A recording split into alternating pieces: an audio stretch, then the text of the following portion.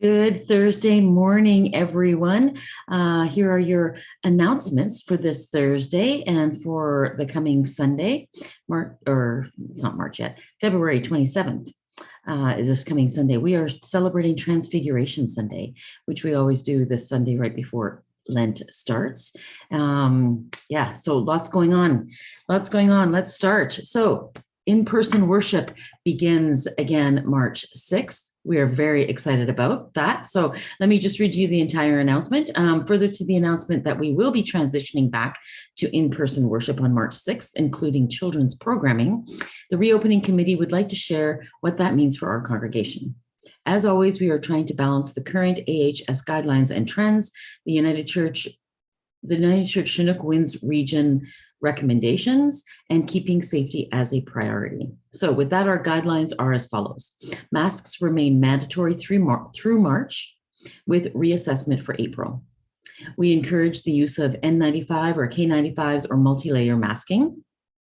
Singing along with the hymns is acceptable if you continue to wear your mask properly. And although there are no restrictions on the capacity in the church, we encourage attendees to continue to manage distancing for your individual safety. So no signing up. We don't have to sign up for worship. You just come. Just come. It's very exciting. We appreciate your support of the above, and we look forward to seeing a number of you at upcoming services. Also, please let others know, especially those who do not have computers or the internet. So if you can spread the word that March 6th, we are resuming in-person worship, masked, that would be great. And there will be children's programming, everybody. And the youth, as usual, will continue to carry on and do their programming as they always have throughout the entire pandemic. But now we will be able to open up a little bit to in-person stuff. So it's very exciting. If you have any prayer requests and you are staying at home or you're not coming to worship and you want those prayer requests included in Sunday's worship services, please do email me, probably, if possible, before Sunday morning. But I'll check my email on Sunday morning as well, just to make sure that I have everybody covered. Shrove Tuesday, Ash Wednesday, we are celebrating Ash Wednesday because we can't share food yet. We're not quite ready to have Shrove Tuesday pancake supper together yet. But this year, we're hoping to encourage you to have your pancake supper on Shrove Tuesday, which is March 1st. And then there will be an Ash Wednesday service available on YouTube, available on March 2nd, Ash Wednesday. So if you're asking about ashes, there are several options. We are waiting for an order of temporary tattoos to come in, and we will let you know when they are able to be picked up, hopefully. Hopefully they come in time. We ordered them a couple of weeks ago, so we're hoping that they're going to get here in time. So we'll keep you posted about that. There will be an opportunity to have ashes, for me to place ashes on you hands-on on Ash Wednesday. If you're wanting that from 11 to 2, just drop into the church very quickly and you can get your ashes on your forehead, if you're interested in doing that. And you can, make up your own ashes at home. If you're watching the service and you want to do Ash Wednesday with your family, or just with yourself as well, just, burn some paper, get your last palm cross and burn it, or just, do it without ashes. The symbolism is there. You don't actually need to have the physical ashes for it to be meaningful. So I'm hoping that some of you will enjoy that Ash Wednesday service that we're going to pre-record and have available on YouTube. We are excited to announce the annual congregational meeting will happen March 20th at 11:30 in the morning. We will make it this year. It's going to be all on Zoom so that we can include as many people as possible and not have too many people in the building who may be uncomfortable being in person. So everything will be on Zoom this year. So do look at the announcement for that. We would like you to register through executive-council at stthomasunited.ca. Just send an email to that send an email to that email address saying whether you're coming, how many people in your household are coming, and whether you're members and adherents. And we need to know that only because the very first vote that we have is that members vote to allow adherents to vote. So we need to have enough members in quorum to be able to do that. So if you can send an email to Executive Council, that would be great. The Zoom details are in the bulletin, so just hop on March 20th at 11:30 a.m. And there'll be a number of things that we'll be talking about as usual at our annual meetings. Pi Day, as some of you know, we sent out a special invitation or a special MailChimp on Tuesday about Pi Day, March 13th. We're going to celebrate it on Sunday, March 13th. And it's in honor of being public, intentional, explicit, PI, public, intentional, explicit about our pride of being in affirming ministry. And so we're we're doing a whole worship service around that, highlighting some LGBTQ leaders in short little bios during the sermon. And we're also doing a fundraiser. We're selling pies. And so we've had some wonderful people donate about 60 pies, homemade pies, to us, and there is a link in the bulletin where you can go to a Google Doc and you can order your pie. And so all the proceeds, half the proceeds are going to stay at St. Thomas and half the proceeds are going to go to Skipping Stone Foundation. And so this is a great way to buy pie and enjoy pie and use it as a fundraiser as well. So there's a Google Doc similar to the Google Doc that Karen set up for Adopt a Family. So you just fill it in whatever you want for pie and how you want it. If you want to pick, if you're able to pick it up on the Sunday between 11 and 1. And there are different ways to pay too. So you can e-transfer to the church to fundraising at stthomasunited.ca, and you have to indicate pie sale in the note. You can bring a check when you pick up your pies. You can bring cash, but just be warned, we will not have change. So if you can bring exact change, that would be ideal. And so, yeah. Anyway, so there you go. Come on the 13th and pick up your pies. Well, come to the service first if you want, and then stay and pick up your pies and spread the word of that fundraiser.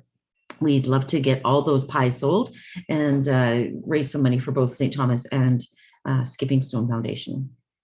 We've had the announcement in the bulletins for several weeks about the Broadview magazine renewal that is coming up on 28th. Youth group events continue as usual. This week they're meeting on Friday from 7 to 9 at Simons Valley United Church. They are doing a yoga night. And so if you have a yoga mat, bring it and wear comfortable clothing. And youth choir is continuing to meet, as are all choirs and all music groups. And youth choir is for the younger folks. Not children, not adults yet, but if you're interested or if you know of somebody that might be interested in being part of youth choir, do contact Barb. Her email is in the bulletin. This year, we're doing a very, very special Lent program, a Lent series through the United Church resource called 40 Days of Engagement on Anti-Racism.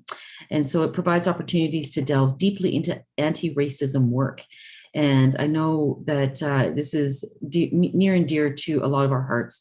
And so it would be nice to learn more. I'm looking forward to learning more through this program. So there are activities suitable for adults and children, and they can be done alone, as family, or in groups. So however you want to do that, I will be posting a video on our YouTube channel, and it will be on the website as well. For Lent, a YouTube video every day for the 40 days, not including Sundays. Sundays are days to reflect. And those videos will include a devotion, something to think about on a certain topic, and activities, those kinds of things. And then Wednesdays, starting March 9th, there will be 6 Wednesdays in a row where we're going to have an open Zoom discussion. We'll watch a video from this program, a video for about an hour from one of the presenters of the United Church program. And then we'll have about half an hour to discuss and chit chat about that and see where we're at with all those kinds of things. So all the information's in the bulletin. And like I say, on the website, there will be a button for Lent, and you can see the schedule and you can see all the YouTube, you'll be able to see all the YouTube videos and you can engage as however you want. Healing Touch Level 1 is available. There's information there in the bulletin. Calgary Alliance for the Common Good has several things in the works. Wrestling with the Truth of Colonization is a course that they're offering. Fantastic course with lots of learning in that course. So do take a look at that. The Indigenous Gathering Place has been passed unanimously at council. So that's an exciting thing to celebrate. And so, yeah, if you're involved in writing a letter to your counselor, thank you for that. And we're encouraged to stay in touch with how that's going to go through city council and the news, reviewing land options such as a place for gathering, along with an engagement process on where to go next. So there's a link there on how to subscribe to updates on this Indigenous Gathering Place. The City of Calgary has published their residential solar calculator, which can help homeowners to determine the viability of adding solar panels to their homes. And so there's a link there to use as a tool if you're interested. Faith and Families for the Calgary region are meeting again in March 10th. Let's Journey Together is the theme. And so it's the Fish Creek United Children and Family Minister, as well as the Children's Ministry lead at Hillhurst, put this on every month, and it's via Zoom, so it's for families. There's opportunity to engage with other parents and other family members, and for kids to do an activity. So do consider taking part in that. The Veterans Association Food Bank, there's a new announcement there. Did you know that the food bank supplies are low after Remembrance Day and after Christmas? Here's a list of current needs. So Laurie has put in a list of current needs there: mayonnaise, ketchup, relish, pickles, snack crackers, instant potatoes, instant oatmeals, sidekicks, canned salmon, fruit cups, applesauce, and toiletries. So if you have any of those things that you're willing to drop off at the church, please do so.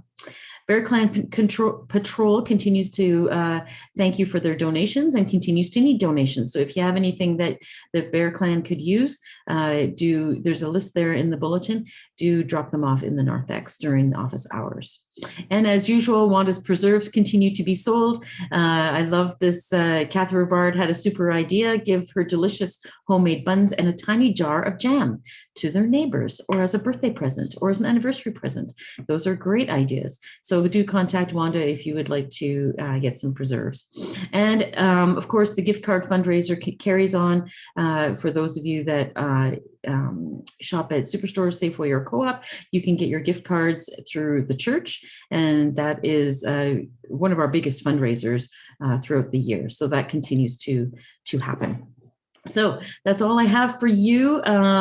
Looking forward to seeing you all in person. I am doing the service this Sunday, February 27th, for Transfiguration, and then I'm off on March 6th. But Elaine Taylor Curran, the music groups, are doing Joy of Song, which is always a wonderful, I'll have to watch it anyways at some point, because it's one of my favorite services. So I hope you enjoy that as well on March 6th. But I hope, and looking forward to seeing all of you who are comfortable masked coming to church starting in March. And don't forget, we will be having children's programming as well, and youth, of course. So have a great week and a great weekend, everybody, and take care of each other and take care of yourselves. And know that I see you and you are loved. Bye, everybody. Take care.